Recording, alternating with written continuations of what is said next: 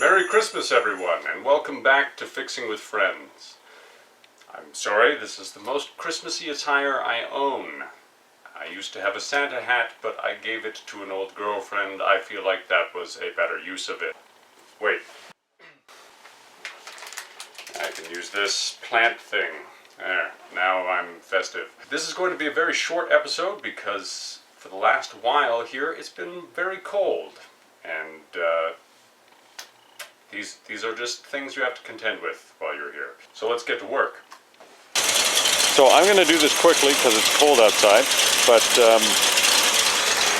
my car's been running a little rough like this. It usually starts fine. I've done some diagnosis. It appears to be a lack of fuel. I don't think it's the pump because, well, I'll show you. So basically, this is how it runs now. Adjusting the idle screw doesn't do anything, but adjusting the airflow meter, which will increase the airflow a little bit, but mostly it increases the fuel. And so you can tell it's the fuel because once you push it up too high, it goes back to running poorly. But leaving it kind of in this area has a nice, happy running. So it could be that down here, the potentiometer is just worn out, or it could need adjustment from the screws or something just being old. That might be the best thing to do, is just remove some of this glue and make the adjustments. But it doesn't seem to be the fuel pump, because if you force the airflow meter to go up, because otherwise it'll backfire. I don't really want to cause that, but I'll show you here. See if you can see when I fiddle with things. And now add throttle. Well, there's the backfiring. But if you force...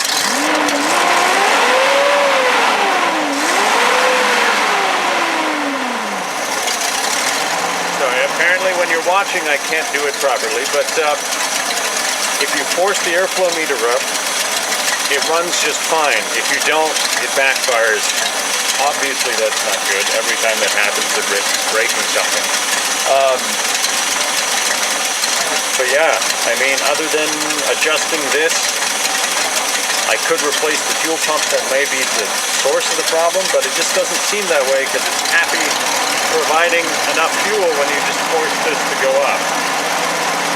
So I don't know if I can clean the potentiometer or if it's worn out and will inevitably just be wrong, so maybe just adjust it for now, and then when I go to retrofit the entire fuel system, just accept that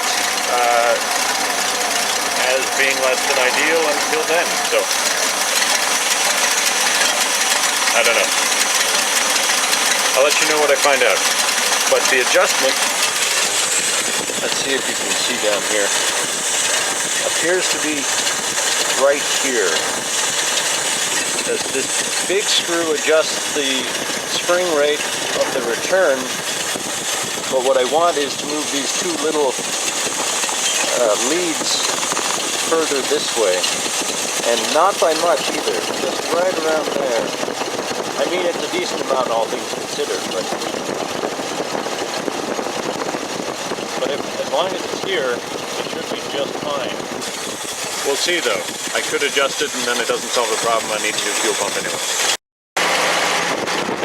So this isn't a great permanent solution, but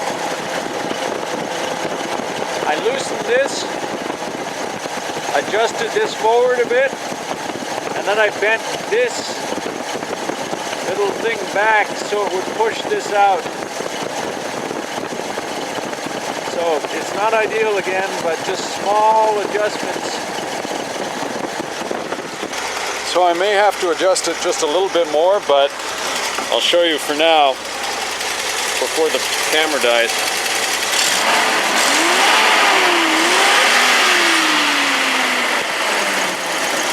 So I'm going to give you a little bit of backstory as to what went on with the car beforehand. Just after I washed my car, I noticed it was sputtering a little bit.